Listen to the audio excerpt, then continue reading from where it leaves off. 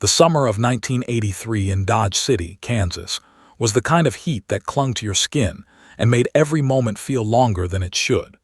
Streets shimmered in the midday sun, the small town's rhythm slowed by the oppressive warmth, and yet Alina Hayes moved through it with a restless energy that seemed impossible to contain. At 30 years old, she was known for her quiet charm and a mysterious streak that made neighbors whisper. Some called her beautiful, others called her strange, but everyone agreed she had an aura, a presence that demanded notice without effort. Her disappearance began on a Tuesday morning, the kind of morning where the air smells faintly of dust and gasoline, where the windows of the local diner fog from the steam of coffee machines. Alina had left her small apartment on Maple Street, kissed her younger brother lightly on the cheek, and told her mother she was running errands. That was the last anyone saw her. The town didn't notice immediately. People assumed she'd gone to visit friends or that she had an appointment somewhere. But hours passed. By evening, her car was still parked outside the apartment complex, the keys on the dash, the radio still humming softly with the top 40 hits of the era. Panic seeped in quietly at first, like a slow river flooding a field, and then suddenly the entire town felt it. Sheriff Thompson organized a search. Volunteers combed the outskirts of town, calling Alina's name until their voices cracked. Posters went up on every street lamp and storefront. A smiling woman with deep hazel eyes and chestnut hair, wearing a denim jacket and faded jeans. The words "missing, please help" glared in bold letters at every passerby. But weeks passed, then months, then years, and all that remained was silence. Alina's family was devastated. Her mother, once composed and dignified, would sit on the porch each evening, staring at the road that led out of town, imagining the worst and clinging desperately to the slimmest thread of hope. Her father, a retired Air Force mechanic, poured himself into work, refusing to confront the void left behind. Her younger brother, Tommy, grew up with a hole in his heart where the laughter and warmth of his sister used to live.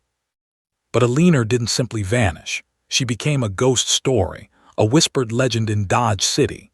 Kids would dare each other to run down the old train tracks at night, pretending they could hear her voice calling them back, warning them to leave before the darkness swallowed them too. Neighbors would see fleeting shadows in the corners of rooms, or feel a sudden chill on an otherwise scorching day, and mumble, "It must be Alina." Some theorized she'd been kidnapped.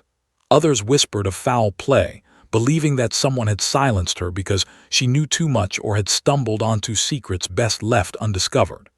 A few old-timers claimed she'd never left willingly, that she had found some way to slip through the cracks of reality, leaving her body behind but keeping her spirit intact. No one could explain why a woman with no enemies and a quiet life would disappear so completely. And yet, as decades passed, the story of Alina Hayes faded from headlines but never from memory. By 2003, 20 years had passed. Dodge City had grown, streets were repaved, new businesses opened, new families moved in.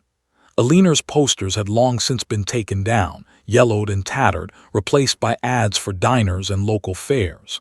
Her disappearance had become an anecdote, something to tell strangers when they asked about the town's history. Then, in the summer of 2023, something extraordinary happened. A coincidence so bizarre it would have seemed impossible if it weren't witnessed by dozens of people. Retired pilot Jack Morrison, who had once flown commercial jets across the country, now spent his days tending his garden in the outskirts of Dodge City. He had always been a practical man, grounded, the type who never believed in ghosts or coincidences. Yet that evening, as a storm brewed on the horizon, something about the clouds made him uneasy. Lightning split the sky in jagged fingers, and thunder rattled the tin roofs of the nearby barns. Morrison squinted, shielding his eyes, and thought he saw a figure standing at the edge of the airfield a few miles away, motionless, facing him. A woman, he thought, but she seemed almost to hover, her hair catching the flashes of lightning, her clothes rippling in a wind he could barely feel. The storm intensified, and the figure vanished before he could blink, leaving only the scent of ozone and damp earth behind. The world had moved on, but Alina Hayes, if it was indeed her, had not. Something had brought her back into visibility after 40 years of silence, and though no one in Dodge City yet knew it, she was no longer just a ghost of memory. She was about to intersect with a new kind of danger, one that would pull her from the shadows of her carefully constructed life. Far above the town, a jet streaked across the sky, leaving a contrail like a white scar against the storm. Inside, Captain Daniel Reyes ran through the checklist of Flight 412. He didn't know that the past, decades old, was about to collide with the present. He didn't know that a woman long thought lost, presumed dead, had been watching the skis, waiting for the precise moment to step back into the world she left behind. And then the storm hit the plane like a fist. Turbulence shook the cabin violently, the lights flickered, and a strange, instinctive calm settled over the airfield far below, where a lone figure stood facing the wrath of the clouds. Eleanor Hayes had returned. And somewhere in the sky, a jet roared to life in a way that would change everything. Flight 412 had departed from Dallas-Fort Worth just after noon, climbing smoothly through the crisp Midwestern air. Captain Daniel Reyes, a man in his early 40s with close-cropped hair beginning to silver at the temples, was the kind of pilot passengers trusted immediately. The steady voice, calm demeanor, and precision that made turbulence feel trivial. Co-pilot Sam Whitman, a younger man fresh into his career, double-checked instruments with the same reverence a musician might give a rare violin. The passengers were typical: business travelers with laptops, families with restless children, and a few tourists clutching cameras and notebooks, already daydreaming of Chicago's skyline. The hum of the engines and the subtle vibration beneath their feet provided a rhythm that was almost hypnotic. Flight attendants moved with practiced grace, passing drinks and reassuring smiles, oblivious to the storm brewing hundreds of miles above. Daniel adjusted the autopilot and leaned back, sipping lukewarm coffee, mentally reviewing the flight path. He had flown this route hundreds of times. Every detail was routine, every calculation precise. Life at 35,000 feet was ordered, controlled, predictable. Or at least, that's what he believed. Then the plane shuddered violently. The lights flickered and a low warning tone sounded. Daniel's eyes snapped to the instrument panel. A sharp spike on the altitude indicator. Turbulence, he thought, ordinary turbulence. But then the engine warning lights blinked in unison, and an unnatural vibration rattled the cabin. The coffee in his cup wobbled, teetered, and spilled over the edge. "Hold on, folks," Daniel muttered into the intercom, forcing a calm he didn't entirely feel. "We're experiencing some turbulence." Passengers gripped armrests. A mother clutched her daughter tightly. A businessman cursed under his breath. The plane jolted again, this time harder, as if a giant hand had shaken it. Daniel's hands tightened on the controls. He glanced at Sam, who looked equally tense. And then it happened. Daniel's vision blurred. A sharp pain stabbed his chest. He gasped, gripping the yoke with shaking hands. Sam noticed immediately. "Captain, are you okay?" I can't," Daniel's voice faltered, thick with panic. His body convulsed violently.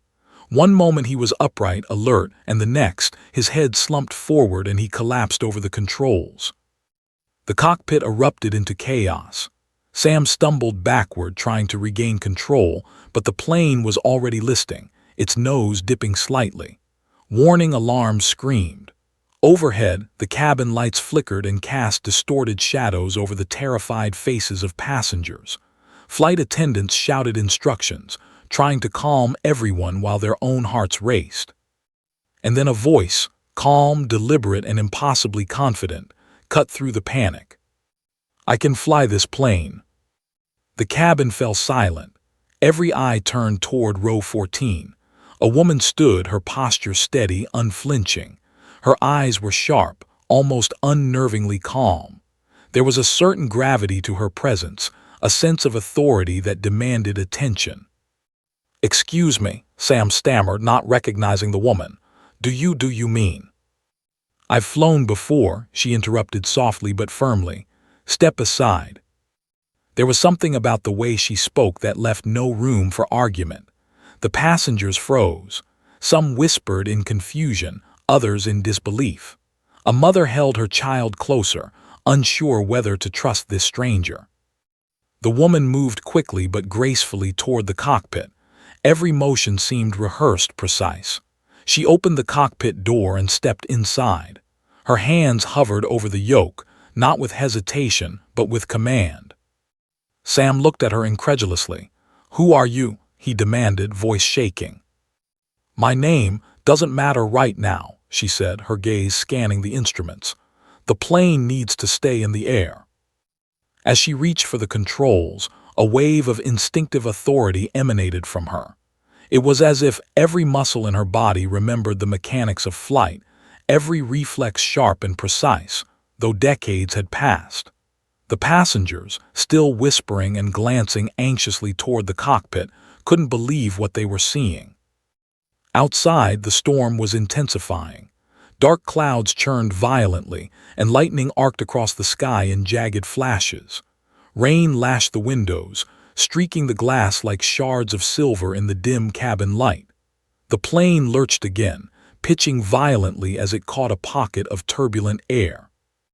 The woman's hands danced over the controls, every movement deliberate.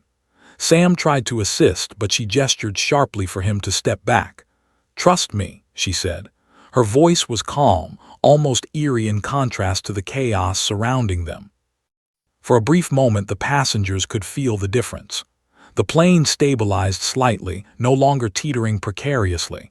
Some dared to breathe. Others, still uncertain, clutched their seats with white-knuckled hands. The woman glanced at the instruments, her eyes narrowing. "We have a bigger problem than turbulence," she murmured. "This isn't just weather." Sam frowned. "What do you mean?" She didn't answer immediately, focusing on the yoke as the plane tilted sharply to the left. A sudden spike on the radar caught her attention. Another aircraft, moving erratically, approaching at a dangerous angle.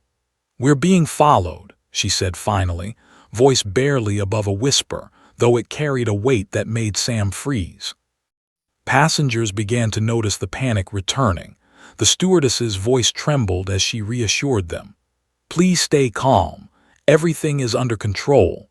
But the words sounded hollow against the backdrop of the storm and the unexplained presence in the cockpit.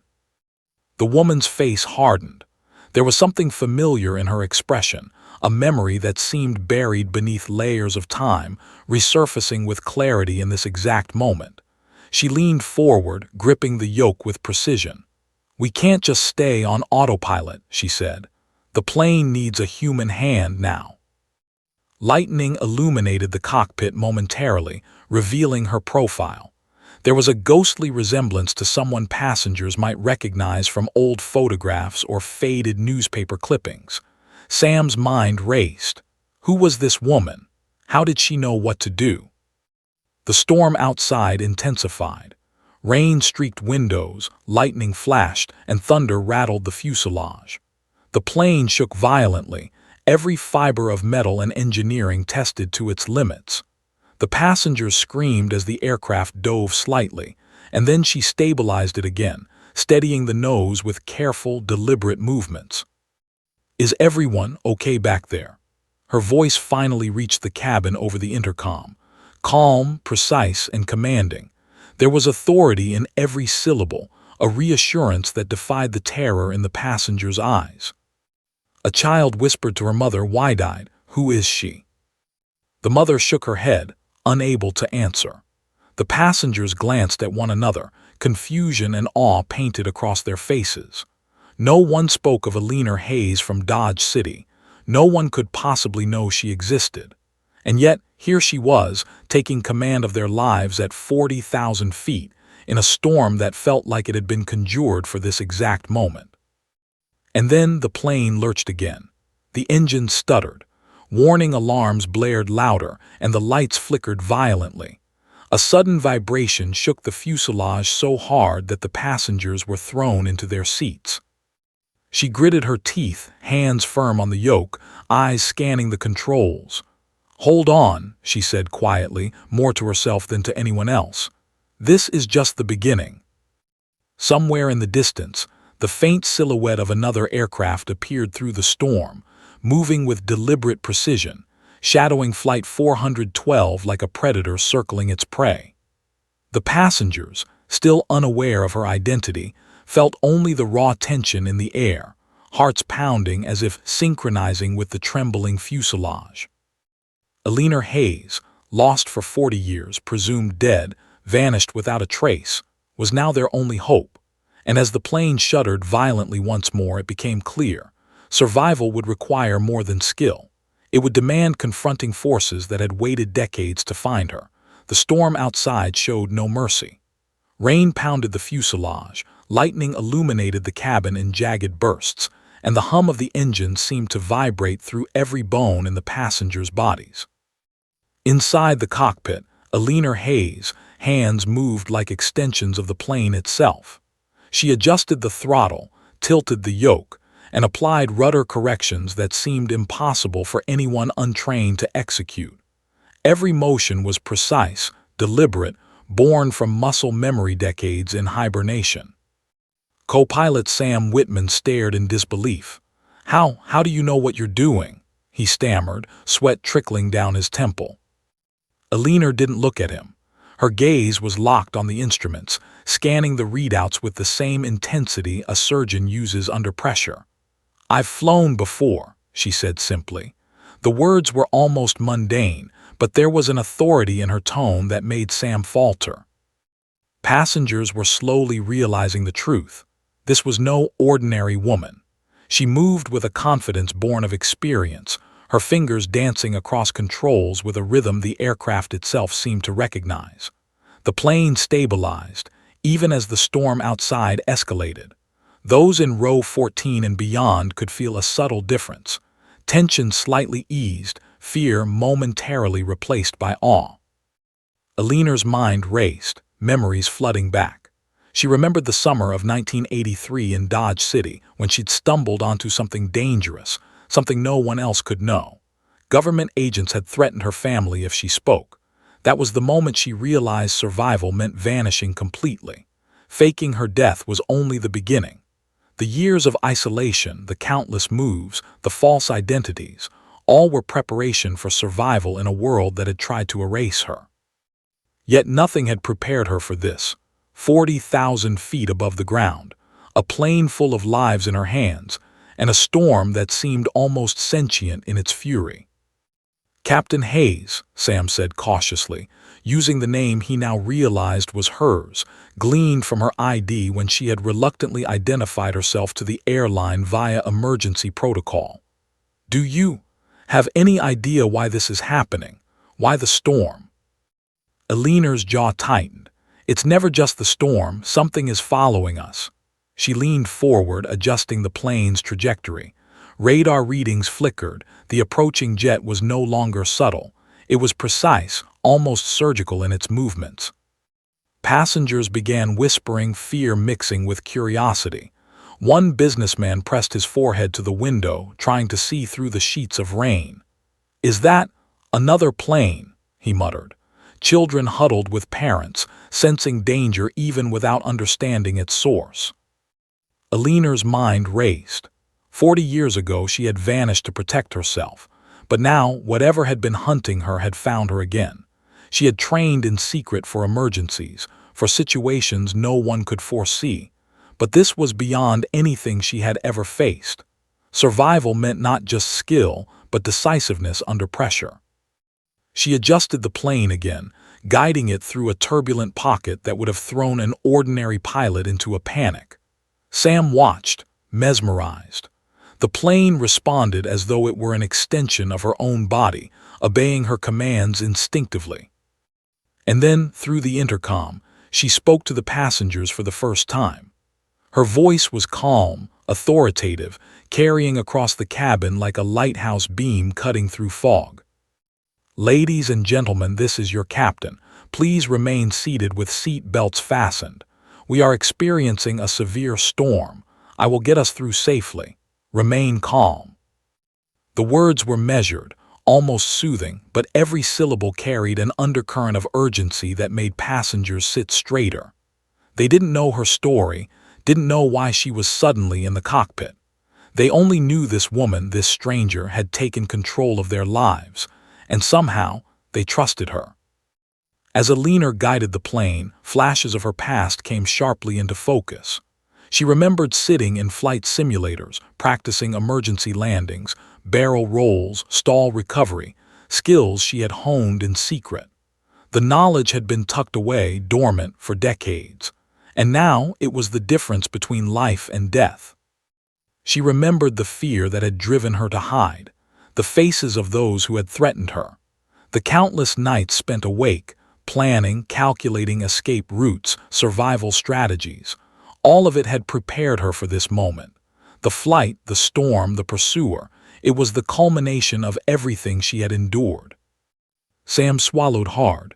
How did you survive all this?" he asked quietly, almost afraid of the answer.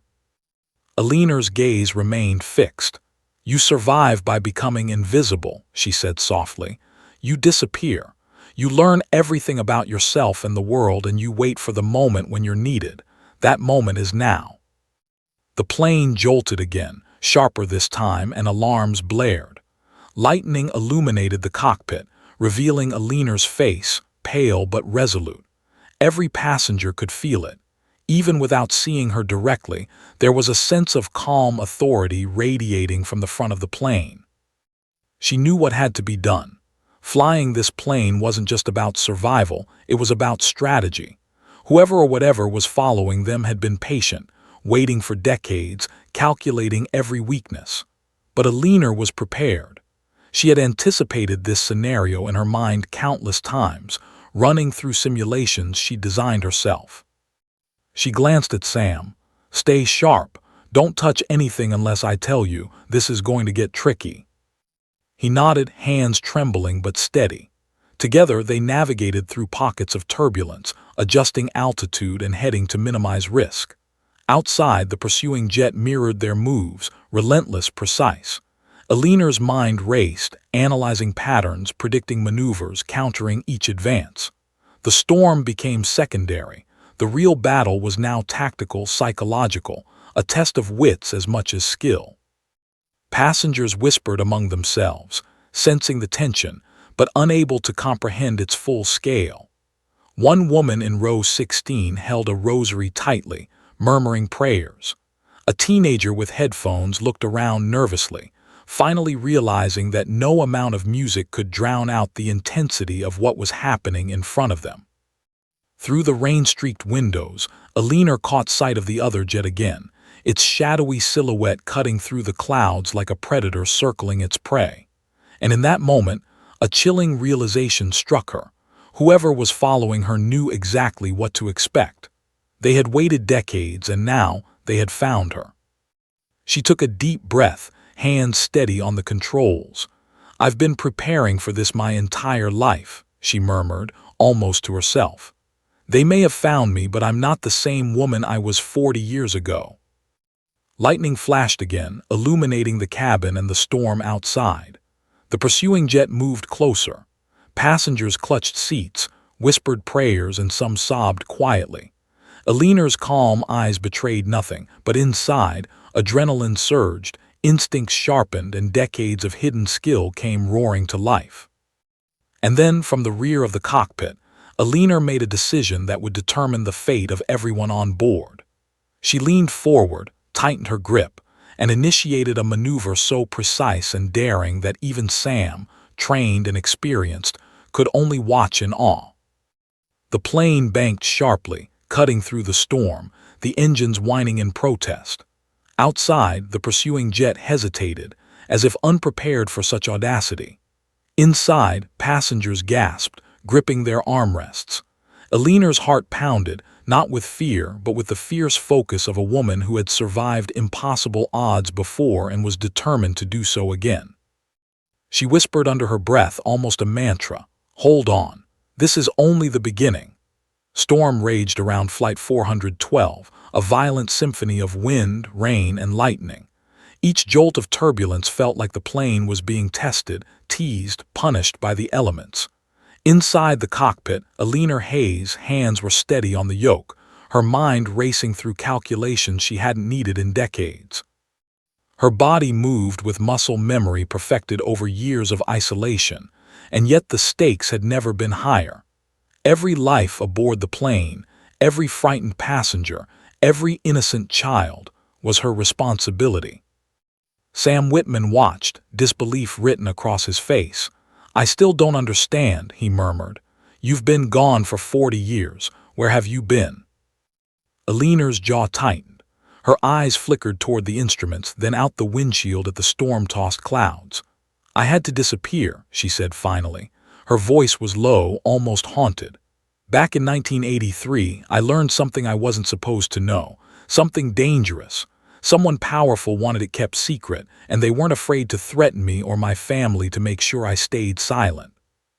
Sam's eyes widened. "You mean they were after you?" She nodded. Memories flooded her mind, government agents in dark suits, faces she barely recognized, warnings whispered in empty alleyways. Threats of harm, intimidation, secrets buried beneath layers of deceit. The life she had left behind in Kansas wasn't taken. She had abandoned it, assuming that vanishing completely was the only way to survive. "And you've been hiding all these years?" Sam asked, voice tinged with awe. Alina didn't answer immediately. Instead, she focused on the approaching threat outside the cockpit, the shadow of a jet, moving with deliberate precision, reflecting a level of expertise that could only mean one thing. This wasn't a random encounter. This was personal. Her mind worked in overdrive. She remembered every survival tactic, every skill she had honed in secrecy, advanced piloting techniques, navigation, emergency recovery. She had spent years training in hidden simulators, mastering maneuvers that would keep her alive. And now, all of it mattered. She adjusted Flight 412's course, banking sharply to avoid the worst turbulence. The pursuing jet mirrored her movements, relentless. Whoever was following her knew her patterns, anticipating her moves with uncanny accuracy. This wasn't just about skill. It was about anticipation, psychology, outthinking an opponent who had decades to plan. Passengers murmured in the cabin, some gripping armrests, others silently praying. Alina's calm authority cut through the chaos, and yet her own heart raced beneath the surface. Every jolt reminded her that despite her preparation, one wrong move could be catastrophic. "Sam," she said quietly, voice tight with focus, "we need to maneuver strategically. Don't just react, predict." Sam nodded, feeling the weight of her words. He had flown many routes, survived storms, and navigated emergencies, but nothing like this. Alina's presence was like a magnet, pulling every ounce of his concentration into the moment. The pursuing jet grew closer. Lightning revealed its sleek silhouette through the torrential rain. Alina's pulse quickened, not with fear but with recognition. The precision of its movements, the calculated aggression, it was the work of trained operatives, professionals who had been waiting for her. Decades of fear and preparation collided with adrenaline. She recalled the moments after her disappearance: safe houses, false identities, endless nights training in secret. Every decision had been calculated, every step measured. And now, in the cockpit of a commercial jet, those years of survival training were being tested in real time. Suddenly, a sharp alarm pierced the cockpit. One of the engines had begun to stutter under the strain of the storm. Alina's hands flew over the controls, adjusting throttle and rudder with practiced precision. "Keep it steady," she murmured to Sam. "We can't let panic dictate our actions." The other jet mirrored every move, closing the distance with terrifying speed. Alina's mind calculated angles, wind resistance, and altitude adjustments. The storm outside became secondary to the human threat approaching them, an enemy who had waited 40 years to confront her. She glanced at Sam. "We've been prepared for emergencies, but this is more than that. This is survival against someone who knows you intimately. Sam's voice trembled. I don't even know what to say. Say nothing, she replied, eyes scanning the radar, fingers dancing over the yoke. Just fly with me. The plane lurched violently, throwing passengers against seatbacks. Eleanor's voice came over the intercom, calm but commanding. Ladies and gentlemen, remain calm. We are navigating through severe turbulence. Please remain seated with seat belts fastened. We will get through this together. Her words carried authority and reassurance, but beneath the surface, a storm raged inside her. She knew that this moment, this test of skill and courage, was more than survival. It was the reckoning she had long feared. Flashes of her past haunted her. The threats, the hidden rooms where she trained, the nights she spent awake in fear and preparation. All of it was leading to this moment in the cockpit, confronting forces that had hunted her relentlessly. And then a new complication arose. The pursuing jet had moved closer than ever, aligning itself to intercept. Eleanor's eyes narrowed. This wasn't random. They wanted her. They had calculated every move she might make, anticipating her responses. Her hands moved with a speed that belied her calm expression. She executed maneuvers she hadn't even imagined she would need to perform again. Barrel rolls, sharp dives, precision climbs. The passengers were thrown into their seats, some screaming, some gripping the armrests so tightly that their knuckles turned white. Stay with me, Eleanor murmured to Sam, her voice like a lifeline. Focus, anticipate. Every instinct she had developed over 40 years was now in play. Her body reacted without hesitation, every maneuver a calculated risk. The pursuing jet tried to mirror her, but she anticipated its next move, forcing it to adjust, giving them a slight advantage. Lightning flashed, illuminating her face, pale but resolute. Sweat beaded on her forehead, but her expression betrayed nothing. This was the Eleanor Hayes who had vanished decades ago, but refined, sharpened, and ready. Passengers whispered, sensing her authority but not understanding its origin. One young woman muttered, "Who is she?" The answer was complex. Eleanor Hayes had been a ghost for 40 years, a woman presumed dead, hiding from forces that sought to control her. And yet, here she was, guiding a plane full of strangers through a storm, facing a human threat as old as the fear that had driven her into hiding. Her gaze flicked to the approaching jet. Time slowed in the cockpit, every second stretching like a taut rope. Eleanor's mind raced with strategies, predicting the movements of her pursuer while managing the lives inside her own aircraft. She remembered a mantra she had repeated countless times in training: control what you can, anticipate what you cannot. She whispered it under her breath, hands steady. Then she executed a daring maneuver, banking sharply and diving slightly to throw off the pursuing jet. The storm screamed around them, lightning illuminating the path, rain blurring visibility. Passengers screamed, some in terror, others in disbelief, as the plane responded to her every command. Sam's mouth went dry. "She's incredible," he muttered, all overtaking fear. Eleanor's eyes remained on the radar, tracking the jet that had followed her across decades. Her lips pressed into a thin line. Whoever had waited all these years had underestimated her. They had not accounted for her preparation, her instinct, or her will to survive. And then a flicker on the instrument panel caught her attention. Another warning. This time it wasn't the storm, it was something more, something mechanical, something dangerous. Her pulse quickened. The storm outside was one thing.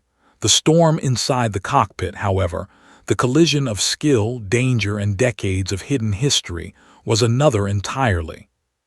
She looked at Sam, voice low and urgent. "This isn't just turbulence. This is the test I've been preparing for my whole life, and I'm not failing." The plane shuddered again. The pursuing jet loomed closer, a shadow cutting through lightning. Eleanor Hayes, vanished for 40 years, now stood at the center of a perfect storm, both human and natural. And she was ready. The storm outside was merciless.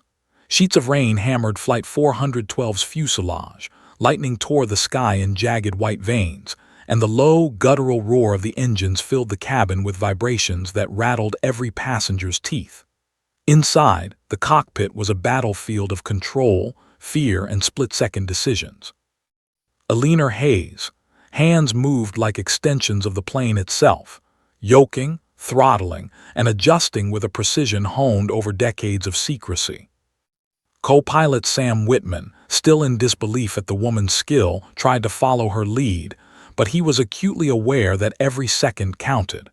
"Captain Hayes, the turbulence, he began, voice trembling.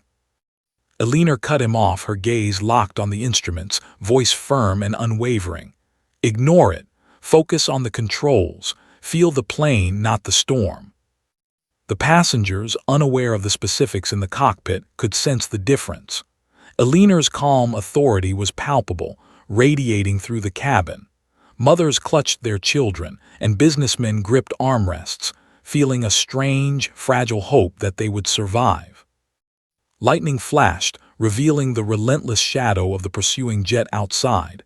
Alina's eyes narrowed. Whoever was following her had not only found her, they had prepared for this. Precision, timing, patience. They had trained for decades to catch her, and now every maneuver she executed was a calculated countermeasure. But the storm itself was not idle. A sudden jolt threw the plane into a hard banking turn, the kind that could send passengers flying if they weren't strapped in. Alina corrected immediately, rolling the yoke with delicate finesse, stabilizing the aircraft. Sweat beaded on her forehead, but her expression betrayed nothing. She was in command. "Passengers," she finally spoke into the intercom, her voice calm but imbued with a subtle urgency. "We are experiencing severe turbulence. Please remain seated with seat belts fastened. Everything is under control." Her words were almost magical. Panic did not vanish completely, but the passengers responded with trust, even if they didn't understand why. Alina's presence had become the eye of the storm, a center of calm in chaos. And yet the storm outside was nothing compared to the storm within. Alina's mind raced with memories of the life she had left behind, the threats, the running, the endless preparations. Every emergency drill she had performed in abandoned hangars, every flight simulation she had run alone in the dead of night, had been for this exact moment. Her gaze flicked to the radar. The pursuing jet had closed the distance, shadowing their every move with surgical precision. Alina's pulse quickened, not with fear but with awareness. One wrong move, one hesitation, could spell disaster for everyone on board. Sam's voice broke the tense silence. "Captain, Engine 3 is fluctuating. It's losing power." Alina's fingers danced across the controls. "Compensate with rudder and thrust. We can't afford to lose altitude." The fuselage shuddered violently as Flight 412 dropped slightly, and alarms screamed in a symphony of warning tones. Alina's mind raced, calculating angles, weight distribution, wind resistance, and the mechanical response of the failing engine. Every action was precise, every decision a tightrope walk between survival and catastrophe. Lightning illuminated her face. Eyes set, jaw tight, she felt the full weight of responsibility. 40 years of survival had led to this moment, a test not just of skill but of courage and resolve. She could not fail. The pursuing jet executed a sudden maneuver, attempting to match Flight 412's trajectory. Alina anticipated it, banking sharply and gaining slight altitude, forcing the jet to adjust. It was a dangerous game of aerial chess, but she was playing to win. Passengers screamed as the plane tilted, some pressed against the windows, faces pale with fear. Alina's voice cut through the cabin again, calm, almost serene. "Brace yourselves. This is going to be intense, but we will get through it."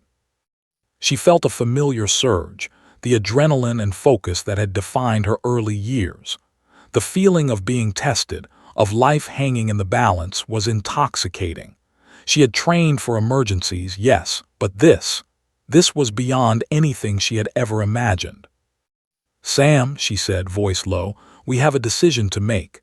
We can't outrun them in the storm forever. We need a strategy." Sam swallowed hard. "What do you suggest?"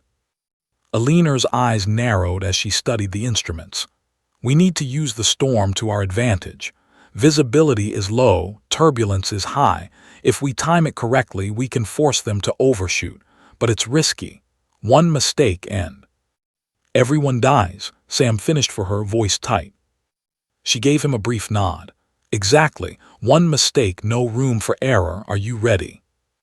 He nodded, though fear lingered in his eyes. Aliner felt a pang of empathy for him, but she had no time for hesitation. The lives of hundreds rested on her ability to act decisively. The pursuing jet moved closer, and she could see the pilots inside, trained, focused, experienced. They had waited decades for this moment. Aliner clenched her jaw. They may have planned for years, but they had underestimated her resolve.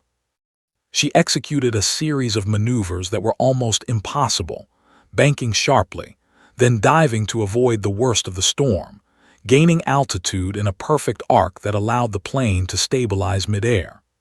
The pursuing jet faltered slightly, unable to maintain the precision of its attack in the chaotic turbulence Aliner had masterfully used to her advantage. Passengers clutched their seats, some screaming, some praying silently. Aliner's calm authority was their lifeline, though none of them fully understood the depth of her skill. She wasn't just flying. She was orchestrating a delicate dance of survival, strategy, and instinct. Then a new complication arose. Engine 3, already fluctuating, began to sputter violently. Smoke curled from the vent, alarms shrieked, and the fuselage shook with mechanical protest. Aliner's mind raced. She had trained for emergencies, yes, but this was more than training. This was improvisation under pressure. "Adjust thrust on engine 4, she commanded. "Compensate for weight distribution. Keep altitude. I'll stabilize us manually." Sam moved quickly, following her orders. The plane tilted, groaned, and then stabilized just enough for Aliner to breathe for a fraction of a second. Outside, the storm raged on, relentless and unyielding. Lightning illuminated the shadow of the pursuing jet again. Aliner's pulse quickened. She could see them attempting to line up another approach. They were relentless, experienced, and deadly. But she had something they didn't: preparation, instinct, and the willingness to confront what they had been running from for decades. She whispered under her breath, almost a mantra, almost a prayer, "Focus, anticipate, survive." Passengers whispered to each other, sensing the tension, but unable to grasp its full scope. Children clutched parents, business travelers prayed silently, and flight attendants whispered reassurances that sounded fragile against the storm. Aliner's focus was absolute. She banked, tilted, and climbed, forcing the pursuing jet into a miscalculation. The aircraft lurched violently, alarms screaming. Sam's face was pale, but he trusted her implicitly, guiding the failing engine under her direction. And then from the intercom, Aliner's calm, authoritative voice reached the cabin once more. "Ladies and gentlemen, remain seated. This is not the end. Trust in the crew. We will get through this together." Her words were both reassurance and warning. The storm outside was nothing compared to the storm within, inside the cockpit, inside her mind. Every second was a test, every movement a potential difference between survival and catastrophe. She felt it, the culmination of 40 years of secrecy, skill, and survival instincts. The storm, the pursuing jet, the lives of hundreds, it all converged in this single, excruciatingly tense moment. And then, through the haze of rain and lightning, Aliner saw something that made her heart skip a beat, a shadowy shape descending rapidly through the storm clouds. It wasn't the pursuing jet. It was something else, someone else. Her hands tightened on the yoke, eyes narrowing. "Stay sharp," she murmured to Sam. "This is far from over." The plane shuddered violently, Passengers screamed, and the storm roared in approval. Alina Hayes, vanished for 40 years, was now the center of a storm she could not only survive, but control. The storm's fury seemed to intensify as if it sensed the approaching figure. Alina's hands gripped the yoke tighter, knuckles white, eyes scanning the tempest outside. Through the sheets of rain and lightning flashes, a silhouette emerged, descending rapidly, impossibly, toward Flight 412. The figure was human-shaped, yet the speed and precision were beyond any ordinary pilot or stunt expert. Sam Whitman froze, staring at the radar. What is that? Alina's heart raced. Recognition, shock, and an almost forbidden hope collided inside her. "It can't be," she whispered, almost to herself. Her voice trembled, betraying the gravity of what she was seeing. "It has to be." Outside, the figure drew closer, dropping through the storm clouds with a terrifying speed. The storm howled, lightning crackling, illuminating the shadow in jagged flashes. Every passenger in the cabin felt a collective tension, though none could comprehend the exact danger. Alina's voice, calm yet authoritative, cut through the intercom.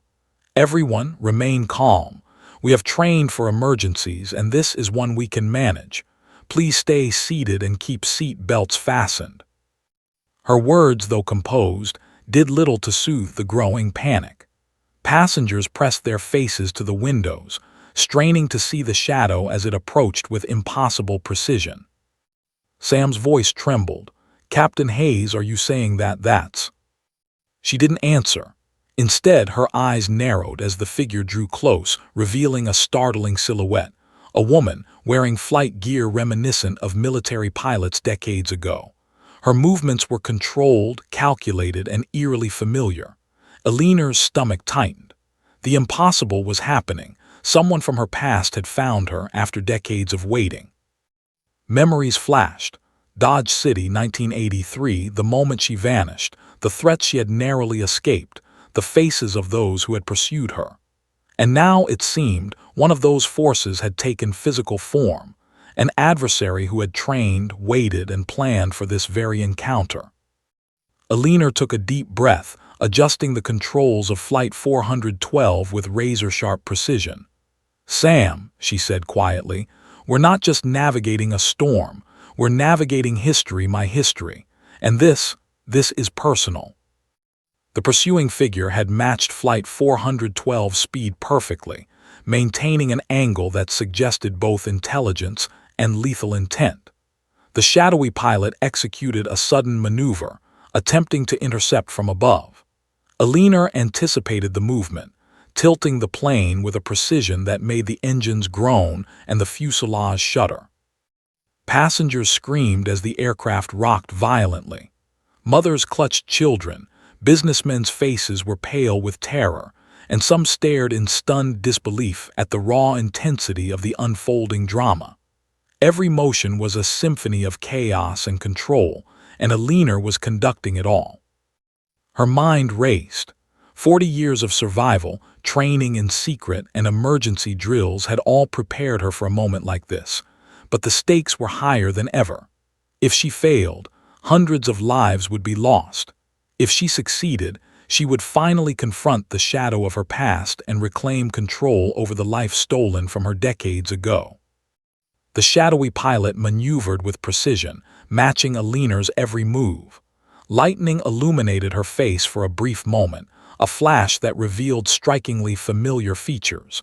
Alina's breath caught. She knew that face. It was her sister, Margaret Hayes. The realization struck like a physical blow. Margaret had been missing for decades too, or at least, no one in Alina's life had seen her. Alina had assumed the worst. And now, in the storm, in the cockpit of Flight 412, Margaret was here, aligned against her in ways Alina had never anticipated. Sam Whitman's voice shook. "Captain, you know her." Alina's hands tightened on the controls. "Yes," she said, voice low, almost a whisper, "and right now she's a threat." The plane lurched as turbulence hit harder than ever. Alina tilted the yoke, stabilizing the craft. Lightning flashed, illuminating the pursuing jet again. Margaret's movements were flawless, military-trained, precise, and eerily in sync with Alina's maneuvers. Whoever had trained her had instilled decades of skill and discipline. Alina's heart ached, not with fear, but with the bitter sting of betrayal. Why had Margaret disappeared? Why had she returned like this against her? Questions burned in Alina's mind, but there was no time to answer them now. Survival was immediate, personal, and brutal. She leaned forward, eyes locked on the instruments, and whispered a mantra that had carried her through decades of fear. Control what you can, anticipate what you cannot. A flash of lightning revealed the pursuer's silhouette perfectly aligned to match Alina's altitude. The plane shuddered under the force of their proximity, alarms blaring in the cockpit. Passengers screamed, some gripping each other in terror, others frozen in disbelief. Alina's presence, calm and authoritative, was the only lifeline they had. "Sam," she said, voice tight, "we're going to have to force her hand. There's no other way." He swallowed hard, eyes wide. "How?" Alina's mind calculated rapidly. The storm, the failing engine, and the relentless shadow were variables she could manipulate, but only if she acted decisively. She adjusted Flight 412's altitude sharply, banking to the left, then right, forcing Margaret to react. The pursuing pilot mirrored her moves with precision, but Alina had anticipated one critical maneuver, a narrow corridor of opportunity she had been waiting for. Passengers screamed as the plane dipped sharply, the fuselage groaning in protest. Alina's hands were steady, her eyes focused, every muscle coiled like a spring. The shadow pilot faltered slightly, caught off guard by Alina's audacity. "Now," Alina whispered. She executed a maneuver so precise, so daring, that it forced Margaret's jet to overshoot, missing its calculated intercept by mere feet. The pursuing jet wavered, turbulence throwing it slightly off course. Alina seized the moment, stabilizing Flight 412 with perfection. Sam exhaled, relief and awe mingling in his expression. That was incredible. Alina didn't respond. Her eyes were locked on the radar, scanning the clouds for the next move. She knew this was far from over. Margaret was skilled, relentless, and personal, and Alina's decades of preparation had only just begun to meet the challenge. Lightning illuminated the storm again, and Alina's voice cut through the cabin. "Ladies and gentlemen, we are navigating severe weather. Please remain seated. We have encountered another aircraft, but everything is under control. Trust us, trust me." Passengers clutched armrests, praying, whispering, and trembling, but the calm authority in Alina's voice kept them from falling into panic. She had become the anchor in a storm that was equal parts natural and personal, human and psychological. Alina's heart raced, not with fear but with the fire of determination. Margaret had found her. Someone had waited decades to confront her. And now, high above the Midwest, in a storm that threatened to tear the plane apart, Alina Hayes was ready to fight, not just for survival but for the truth. And then another jolt, more violent than any before, shook the plane. The pursuing jet was maneuvering aggressively, cutting the gap between them. Alina's teeth clenched. She had stabilized the aircraft, saved hundreds of lives so far, and yet the storm, both outside and inside, was far from over.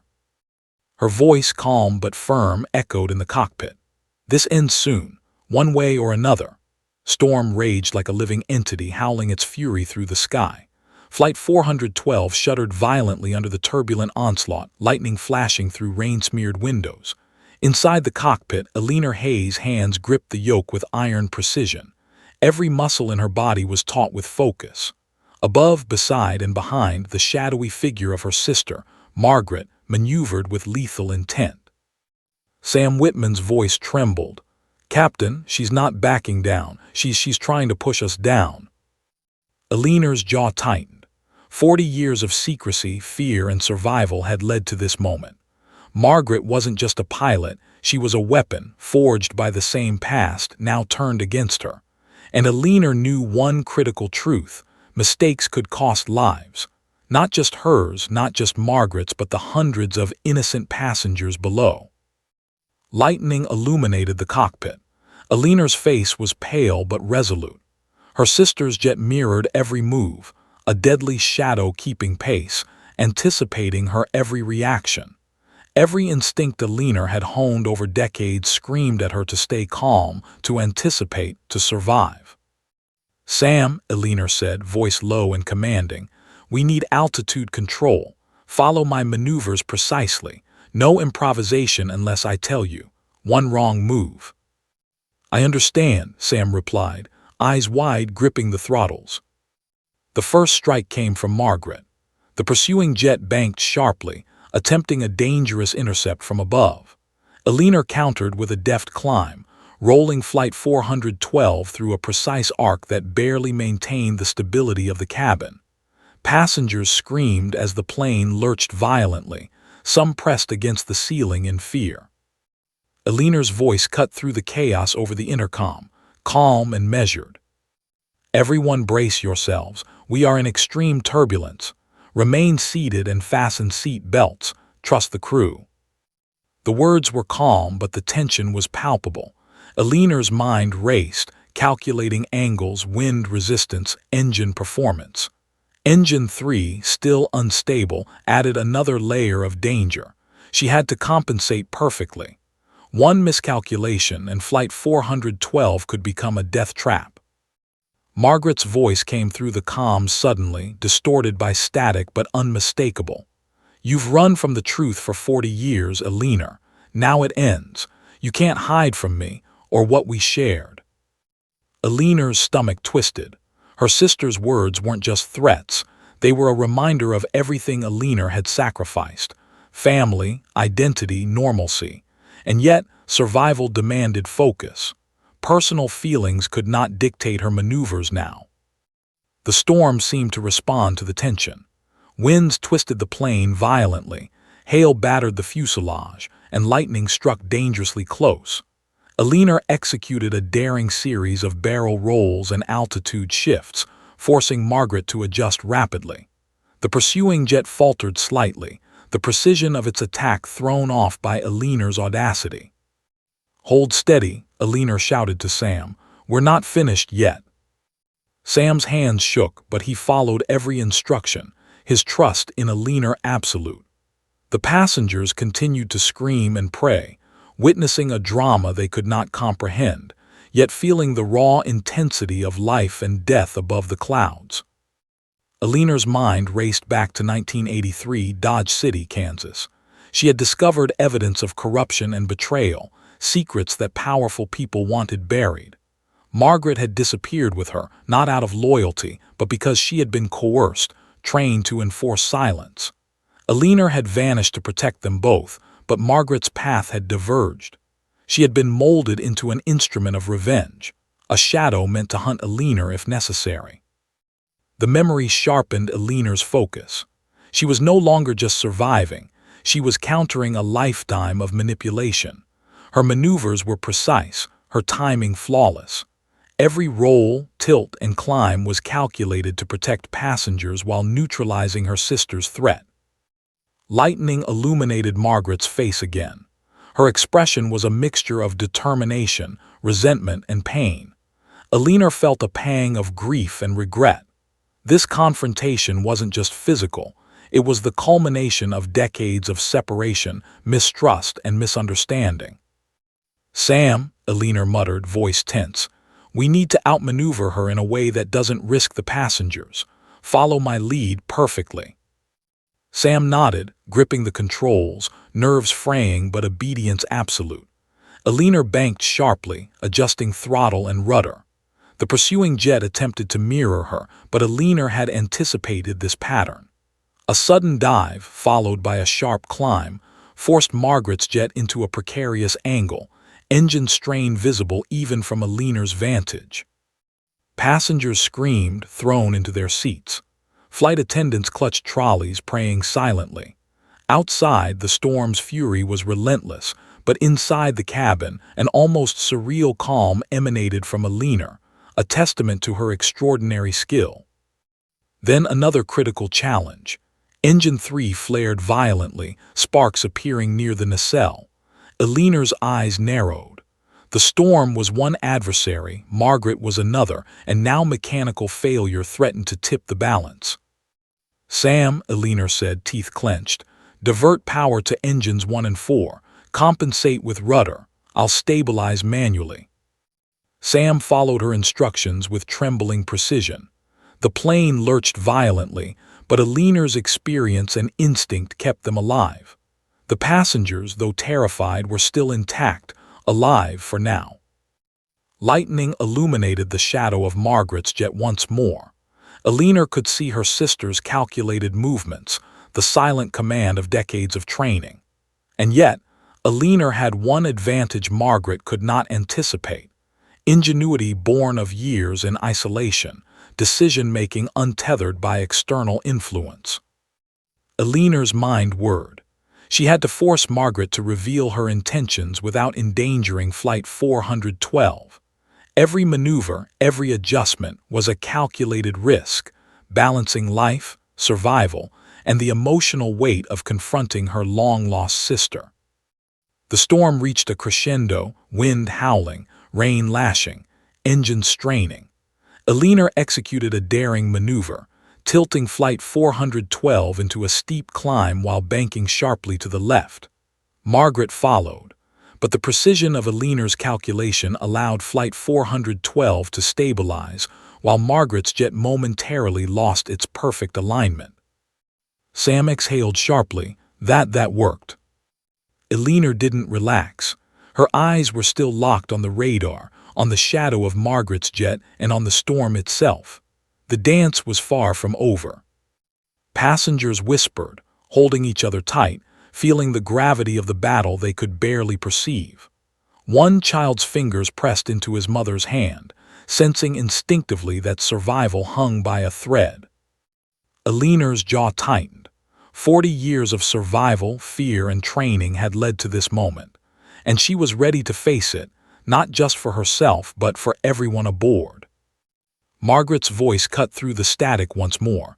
"You can't run forever, Eleanor. This ends now." Eleanor's eyes flicked to Sam, then back to her sister. "No," she said quietly, firm and resolute. "This ends on my terms." The storm roared, engines screamed, and the two women's aerial ballet continued, each maneuver a blend of skill, history, and emotion. The passengers, terrified but alive, held their breath, suspended in a moment that defied comprehension. And then, in a flash of lightning, Eleanor realized the path to survival and resolution. A single, daring maneuver could separate the pursuer from the storm, neutralizing the immediate threat without endangering the passengers.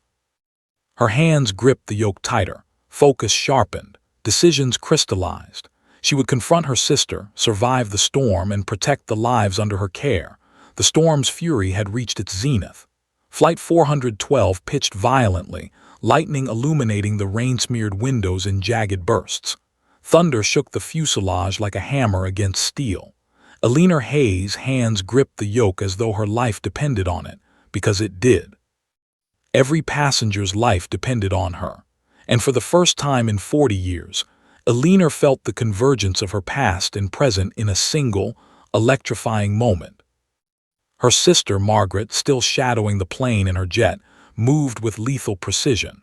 Eleanor could see her clearly now, the steel in her eyes, the resentment, the years of separation hardening her into someone unrecognizable.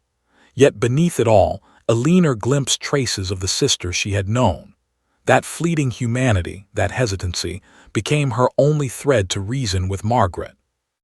"Sam," Eleanor said quietly, voice taut but composed, "this is it. Follow my lead exactly. One misstep and we could all die." Sam Whitman swallowed hard. "I trust you, Captain." Eleanor nodded, then executed a daring maneuver. A rapid barrel roll followed by a sharp climb, using the storm's turbulence to throw Margaret off her precise path. The pursuing jet wavered, caught off guard. Eleanor's calculation worked. The storm became her ally. The shadowing jet began to lose altitude slightly, its precision faltering. For a brief moment, Alina allowed herself to breathe. 40 years of running, hiding, preparing, all of it had led to this confrontation. She had honed her instincts, trained in secret, survived threats unimaginable, and now she had the chance not only to save the passengers but to face the sister she had lost. Margaret's voice came through the radio, strained but unmistakable. "Alina, it doesn't have to end this way. We can finish what started 40 years ago." Alina's chest tightened. "No, Margaret, that life is over. What you've become isn't what I left behind. It's not what I am. And it's not what I will allow to hurt innocent people." The pursuing jet attempted another intercept, banking aggressively. Alina anticipated it, banking Flight 412 sharply into a narrow arc, guiding the plane with unparalleled precision. Lightning flashed, illuminating both crafts in a terrifying standoff. The passengers screamed, some gripping armrests, others pressing faces to windows, unable to comprehend the scale of the drama unfolding above them. "Sam, prepare for manual stabilization. We're going to have to make the final approach ourselves." Sam nodded, his trust in Alina absolute. The failing engine groaned, smoke curling from the nacelle, but Alina remained focused. She had trained for emergencies, but this was more than training. This was instinct, skill, and decades of survival converging in a perfect storm of danger and opportunity. Alina's mind raced back to Dodge City, 1983. She had disappeared to protect herself and the truth she carried. She had faked her death, erased her identity, and lived in the shadows, anticipating that one day she might have to confront her past. That day had come. Margaret's jet descended dangerously close, then hesitated. Alina saw it, the slightest hesitation, the tiniest flicker of doubt. Years of separation, resentment, and loss weighed heavily on her sister. Alina seized the moment. She whispered under her breath, a mantra for decades of survival: control what you can, anticipate what you cannot. With a swift maneuver, Alina guided Flight 412 into a steep climb, banking sharply, forcing Margaret's jet to overshoot once more. The pursuing craft wobbled in the storm, engines straining. Alina could see the hesitation in her sister's eyes, conflict, recognition, humanity. "Margaret," Alina called over the radio, voice firm but empathetic, "this doesn't have to end in destruction. You can step back. We can fix this together." Silence followed, punctuated only by the roaring storm. And then, unexpectedly, Margaret's jet leveled, engines whining, hovering near the edge of the clouds. Alina could see her sister's hands tense on the controls. Finally, Margaret spoke, voice trembling. I don't know if I can." Alina's chest ached. The sister she had lost, the one forced into shadows, was still there, buried beneath years of fear, anger, and training. "You can," Alina said gently. "You're still my sister. We survive this together." Margaret's jet veered away slightly, breaking the immediate threat. Alina exhaled, focusing on the final critical task, landing Flight 412 safely. The storm was still brutal, the failing engine a constant threat, but she had done the impossible. She had neutralized the danger and maintained control. "Sam," Alina said, voice steady, "prepare for descent. We're bringing everyone home." The descent was tense. Alina guided the plane through violent turbulence, each adjustment precise, calculated. Lightning illuminated the clouds in fractured bursts, rain hammering the fuselage. Passengers clutched each other, hearts pounding, praying silently. Flight attendants moved with tense efficiency, securing the cabin for the landing that would determine life or death. Alina's hands never wavered. Every instinct, every ounce of muscle memory, every year spent in secret preparation converged in this final moment. Engine 3 sputtered violently, smoke curling, but Flight 412 responded to her touch as though it were an extension of her body. The runway emerged through the storm, lights flickering through the downpour. Alina adjusted the throttle, compensating for the failing engine, banking slightly to avoid crosswinds. The plane descended steadily, passengers gasping as the ground approached. "Almost there," Elena murmured, focusing entirely on the landing. The wheels touched the wet tarmac with precision, the landing gear groaning under the strain, but holding firm. The plane skidded slightly on the slick runway, but Elena maintained control, guiding Flight 412 to a complete stop. The cabin erupted in tentative applause, relief and disbelief mingling in every passenger. Some sobbed openly, clutching each other. Mothers hugged children tightly. Businessmen pressed foreheads to seats, breathing deep, realizing they had survived the impossible. Elena exhaled, hands finally releasing the yoke, body trembling with exhaustion. Sam patted her shoulder, awe and relief evident. That was miraculous," he whispered. But Elena's eyes were on the horizon, scanning the storm clouds. Margaret's jet had vanished into the distance, retreating into the storm. Elena didn't know if her sister would return, if the reconciliation they needed would ever fully come. But for now, the immediate danger had passed. Passengers disembarked, still shaken, praising Elena for her skill and courage. Media crews swarmed the airport, capturing the story of the mysterious pilot who had saved hundreds in impossible conditions. Elena remained quiet, eyes distant, haunted by the storm and the confrontation that had forced her past into the present. Later, alone in a small airport lounge, Elena finally allowed herself to breathe. Memories of Dodge City, the threats, the decades of hiding, and the confrontation with Margaret all pressed on her mind. She understood now that survival was more than living. It was confronting the past, facing fears, and reclaiming control. Her phone buzzed with a single message, anonymous but familiar. "You can't run forever, but you survived this time." Elena smiled faintly. 40 years of hiding, running, and surviving had led to this moment, not just survival, but understanding, strength, and the possibility of reconciliation. The storm had tested her, challenged her, and forced her to confront everything she had left behind. And though Margaret had disappeared again into the clouds, Elena knew this was not the end. The past might always shadow her, but she had proven something vital. She could face it, survive it, and still protect those who could not protect themselves. She looked out at the rain-slicked runway, the sun breaking through storm clouds in fractured beams. A new day was beginning, fragile but real. Elena Hayes, once vanished, now stood not just as a survivor, but as a woman who had reclaimed her life, her past, and her power. The passengers would tell their stories for years, never fully knowing the depth of what had occurred.